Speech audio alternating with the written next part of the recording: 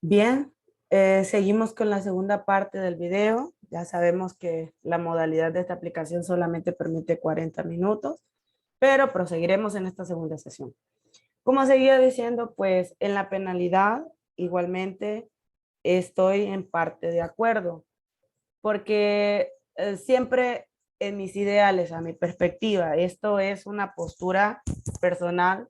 Yo siento de que la costumbre y la tradición siempre van a ser enemigos de la persona, siempre, independientemente de cuál delito sea, porque la costumbre y la tradición no dejan ver claramente cómo es el mundo a la persona, sino que lo dejan en un pensamiento limitado y no deja que su mente y su razonamiento vaya más allá o se vaya modernizando, que haya comprensibilidad o que haya por lo menos ese sentido humanístico de preservar la humanidad. O sea, somos personas, todos nosotros, independientemente de la raza, el sexo, la cultura o de cualquier grupo que nosotros pertenezcamos, somos personas. Nuestra vida vale mucho y de igual manera a la que vale la de un presidente, la de un político, la de un economista, de cualquiera.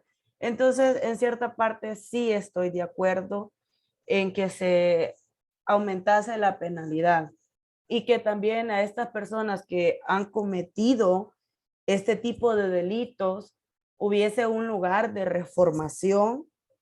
Sí, es difícil cambiar los ideales, pero por lo menos someterlos a tratamientos para que estas conductas no se repitan. Bien, habiendo respondido a esta pregunta, nos vamos a hablar ya de la realidad social, casos en concreto. La pregunta número 7 dice, ¿qué casos o ejemplos de genocidio se han mostrado a través de la historia? Compañera Gloria.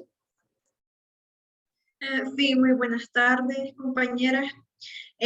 Como bien sabemos, en la historia, toda la historia, todos nuestros antecedentes han existido diferentes tipos de genocidios.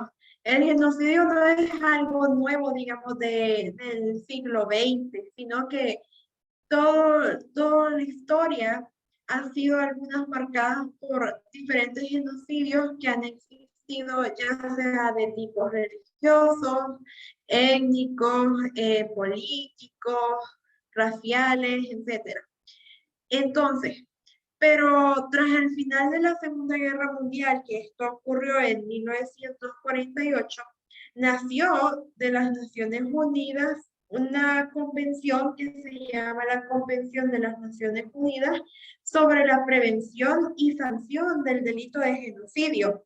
Desde entonces, las Naciones Unidas estableció que el genocidio era un delito internacional enmarcado dentro del grupo de crímenes contra la humanidad perpetrado, por un gobierno con la intención de exterminar sistemáticamente a un grupo nacional, étnico, racial o religioso, y asesinando a los miembros del grupo o menoscabando su integridad física o mental, o bien sometiendo al grupo a condiciones de vida que desembocan su destrucción. Por lo que mencionaré algunos genocidios, algunos conocidos, otros no tanto, que han sido perpetrados a lo largo del tiempo. Como primero tenemos el genocidio de Holodomor ucraniano, que fue en la fecha de 1932 a 1933. ¿Y en qué consistió este genocidio? Pues consistió en matar de hambre. Ese fue el método que aplicó la URSS para combatir a Ucrania y convertir el Estado ucraniano en una satélite del régimen soviético. A este genocidio se le conoce como el nombre de Holodomor porque significa matar de hambre. La hambruna artificial fue una técnica que Stalin provocó en más de una región adscrita a la URSS en el 2008. La ONU y el Parlamento Europeo condenaron los hechos como crímenes contra la humanidad. Pues de entonces es que ellos se pronunciaron y declararon que todos estos hechos, pues sí, habían pertenecido a ser un genocidio. Y no emplearon el término genocidio en la denuncia que hicieron. La cifra de víctimas fue de 1.5 a 10 millones de personas.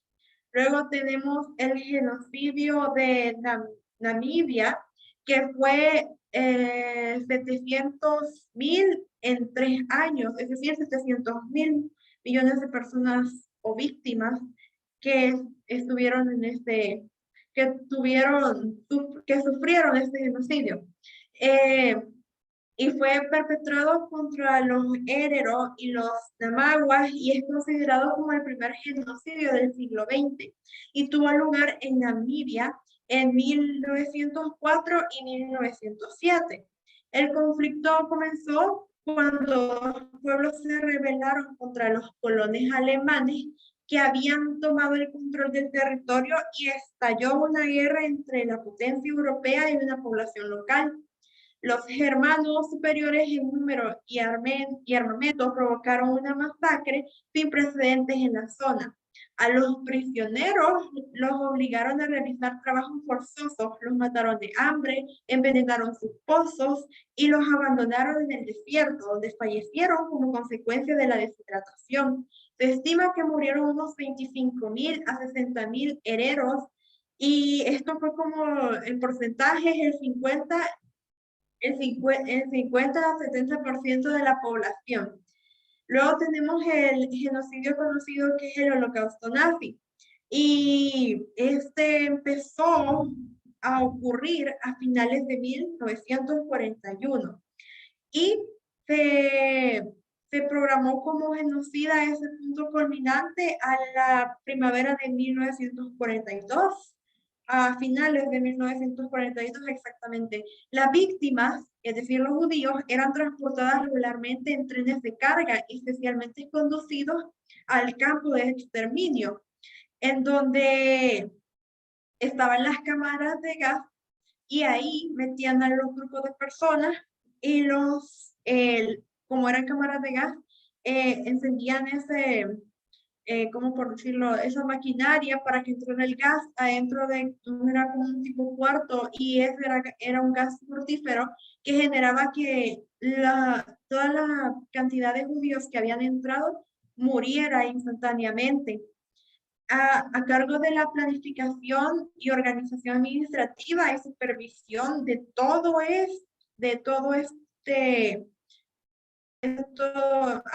como por decirlo, todo este acto fue Heinrich Himmler y por lo demás fue repetida retórica antisemita de Adolf Hitler que incentivó la ejecución de las matanzas y que además contaron directamente con su aprobación. De esta forma, entre 1941 y 1945, la población judía de Europa fue perseguida y asesinada sistemáticamente en la parte del genocidio del siglo XX. Sin embargo, en este exterminio no se limitó solo a grupos judíos, sino que también a actos de opresión y asesinato se extendieron a todos los grupos étnicos y políticos. Cada brazo del aparato del Estado alemán participó en la logística del genocidio, convirtiéndose en el Tercer Reich, en donde se proclamó como un Estado genocida. Las víctimas no judías de los nazis incluyeron a millones de polacos, comunistas y otros sectores de la política de izquierda, además que homosexuales, gitanos, discapacitados físicos y mentales y prisioneros de guerra soviéticos. Ya como un genocidio que fue pues directamente que se realizó aquí en el país, en el contexto nacional, tenemos la masacre del Mozote, el cual fue el que los cometió el batallón Ataclat de la Fuerza Armada de El Salvador durante un operativo de contrainsurgencia realizado los días 9, 10, 11 y 12 de diciembre de 1981 en los cantones del Mozote, La Joya, Los Toriles, es decir, todo el norte del departamento de Morazán. Según investigaciones posteriores de la Comisión de la Verdad, que es el organismo que se creó por parte de la ONU para investigar la violencia de estos hechos, fueron 978 personas ejecutadas y 553 eran menores de edad, por lo que existió todo tipo de personas que murieron en este genocidio, ya que como a todos los reunieron en una plaza con la mentira de que les iban a dar alimentos, o sea, una canasta básica, y lamentablemente la mayoría de personas de la comunidad llegó a esta plaza y como estaban todos concentrados y todos reunidos, el ejército aprovechó y eh, les disparó con sus armas y la mayoría de las personas murieron.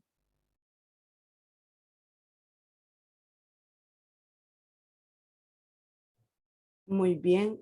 Y añadiéndole más, ¿verdad? Casos a los que mencionaba nuestra compañera Gloria, pues hay uno que surgió pues en el siglo XVII, XVI, si no me equivoco, que es la Santa Inquisición.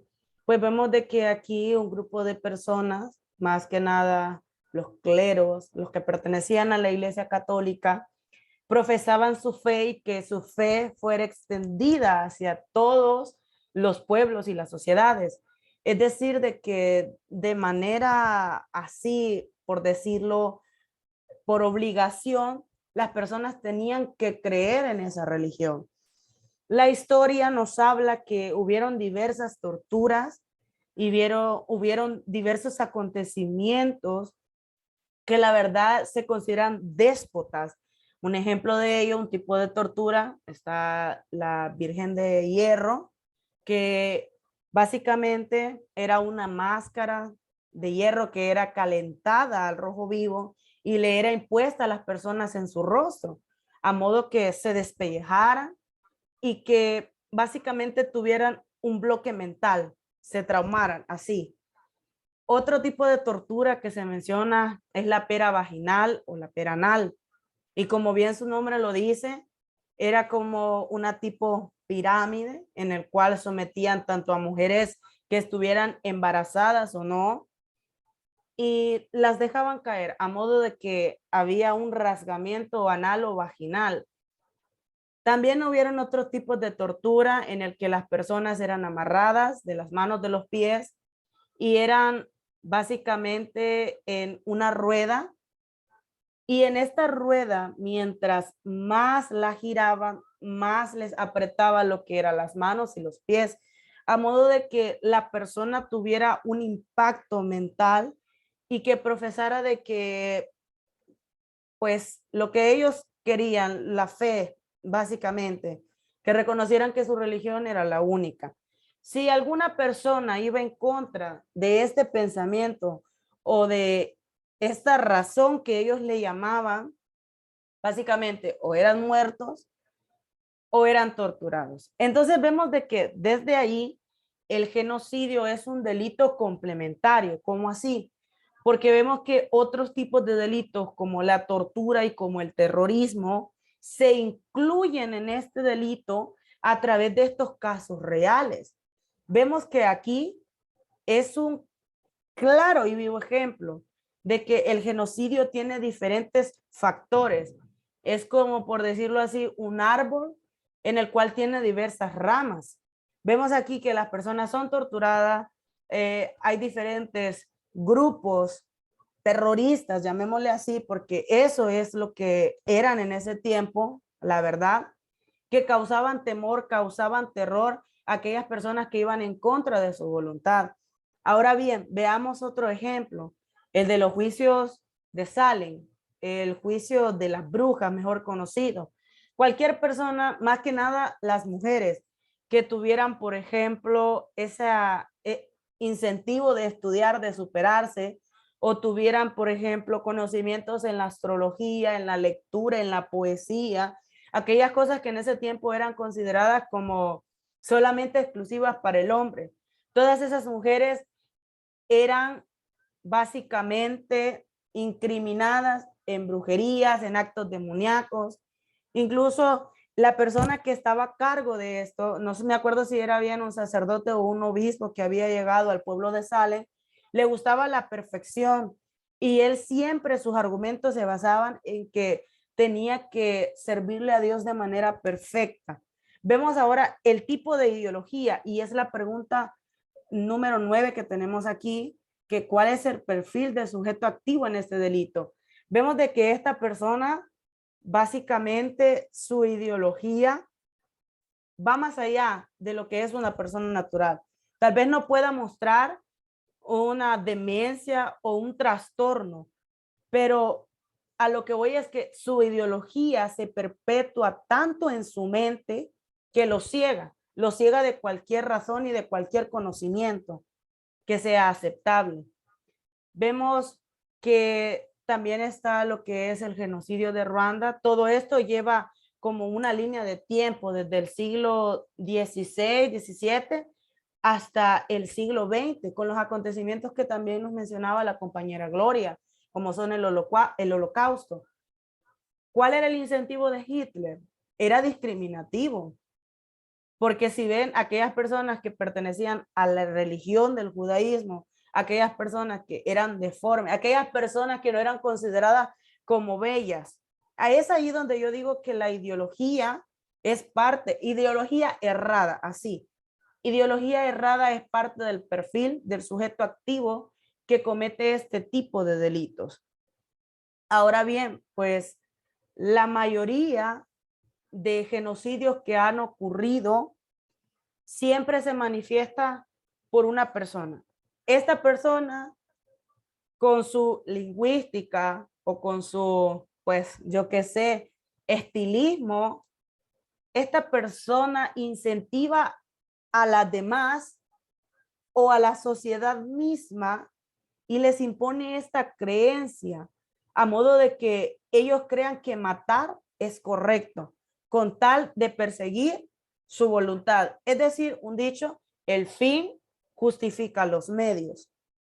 Ahora bien, yo sé que me salté a la pregunta número 9, pero quería recalcar ese contexto que la compañera Gloria había pues aclarado, como son los casos reales. Pero ahora yo pregunto, ¿qué efectos psicosociales produce este delito de genocidio? Compañera Gloria. Sí, pues como los principales impactos psicosociales detectados, perdón, porque hay estudios y para realizar esos estudios toman muestras de las personas que fueron víctimas que afortunadamente lograron sobrevivir a estos genocidios. Entonces, estos estudios toman a esas personas porque formen parte de ese estudio para analizarlo, cómo está su salud mental y pues se detectan que como algunas consecuencias de los genocidios fueron la desintegración del núcleo familiar, la pérdida de las prácticas culturales familiares, daño moral, daño sociocultural y comunitario, además de daño a la misión de la justicia y las instituciones que la representan.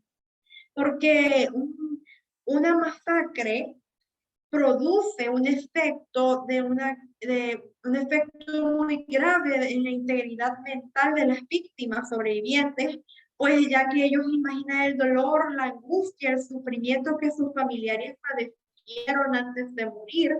Además les produce el desconcierto, perdón, y la desorientación, frustración y rabia, pues que sienten una persecución constante, además que se vieron obligados a abandonar su propiedad y pensar de los años transcurridos, a pesar de los años transcurridos, persisten acciones vandálicas sostenidas en sus tierras, lo que ha impedido la posesión de los herederos, por decirlo así, que ellos eran herederos verdaderos de esas tierras y ha generado la pérdida del sentido del esfuerzo de sus padres, además que los sobrevivientes enfrentan una situación de absoluta vulnerabilidad y desprotección, ya que en muchos casos algunos genocidios no son muy conocidos y hay que los organismos internacionales no están al tanto de esto, por lo que nadie puede proteger los derechos que son fundamentales para esas personas.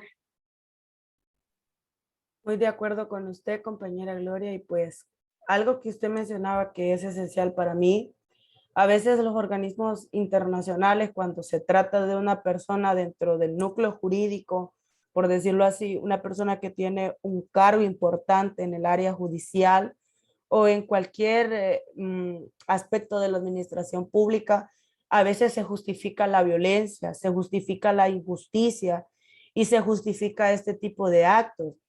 Ejemplo de ello, el genocidio de Ruanda. Había sido pues declarado un golpe de Estado y a través de los grupos étnicos había una rivalidad y justificaban las muertes de las personas y simplemente por pertenecer que a un cargo militar, a un cargo policial o inclusive por tener un cargo presidencial también, como que si fueran excluyentes o justificados de esta responsabilidad. Y a ciencia cierta, a veces el papel de las instituciones que deben realizar no lo están haciendo de manera eficaz ni de manera eficiente también. Y es donde hay problemas, porque si se hablaba de derechos humanos, si se hablaba de que la vida de la persona importaba, ¿dónde estaban los organismos entonces? ¿Dónde estaban las instituciones? Cuando miles de personas estaban muriendo solamente por una ideología discriminatoria o una ideología costumbrista. Y ahora bien, vamos con la última pregunta para finalizar lo que es este diálogo. ¿Qué recomendaciones dan para poder evitar este tipo de delito? Me dirijo a la compañera Norma, que nos dé su intervención.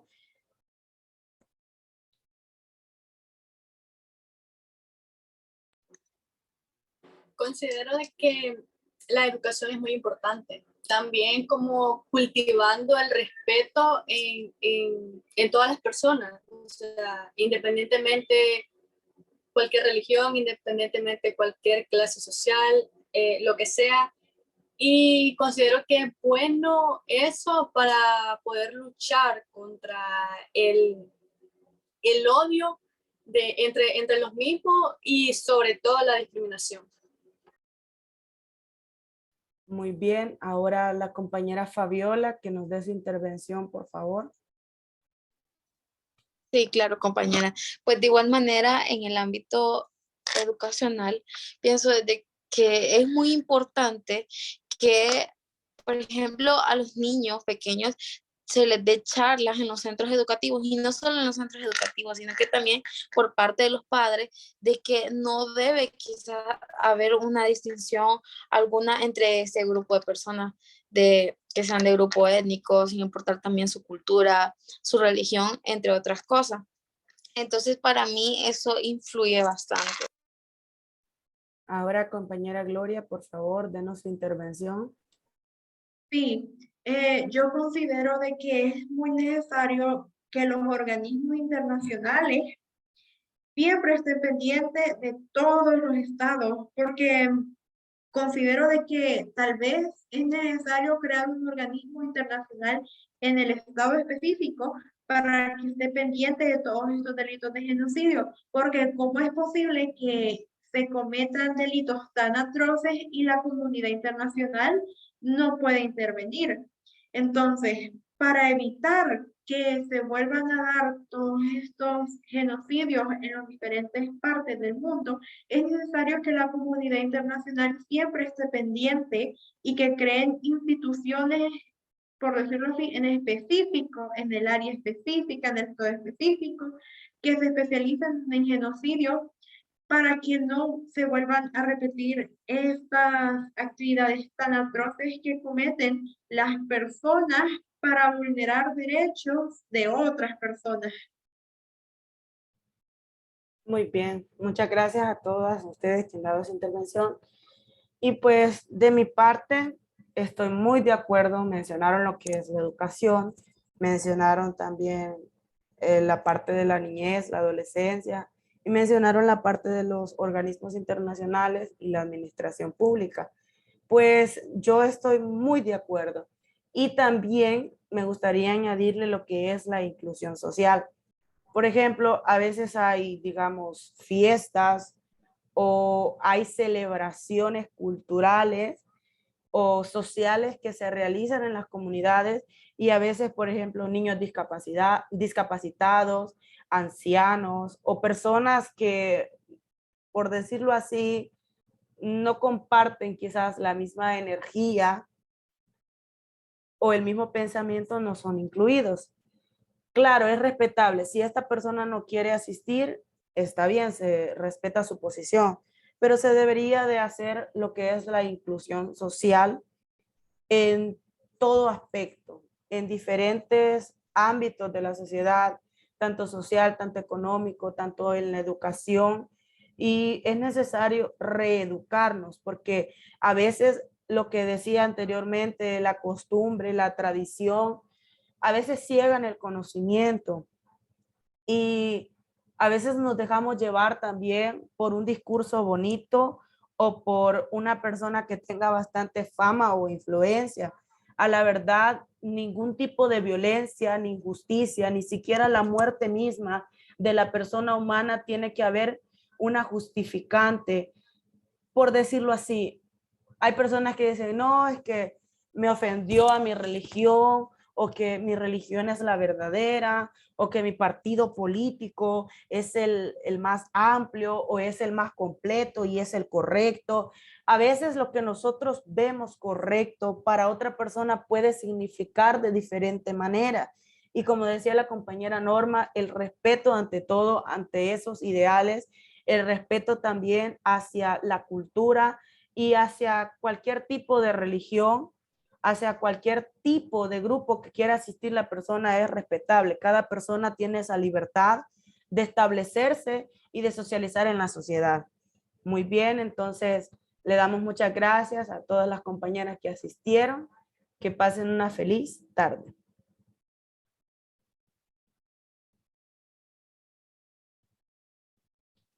Gracias, compañera.